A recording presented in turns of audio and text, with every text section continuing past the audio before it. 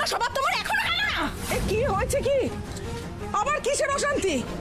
সেটা তোমার আদরের বৌমাকে জিজ্ঞেস করো না আন্টি, ওকে জিজ্ঞেস করো।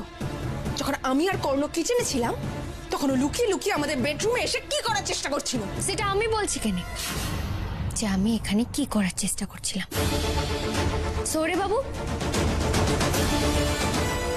ওই দিন যে আমি ওই বয়স্ক মহিলাটার পেছনে দৌড়াচ্ছিলাম, সে আর কেউ লয় সৌরে বাবু, সেই মহিলাটা সৌরি বিবিকে নিয়ে।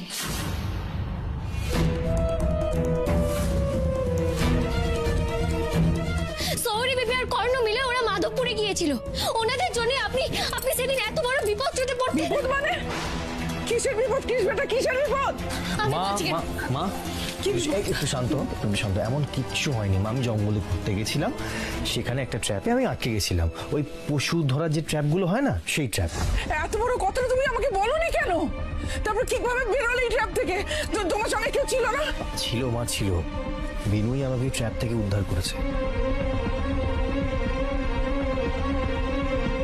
আসলে আমরা একজন বয়স্ক মহিলাকে দেখেছিলাম, বিনু তার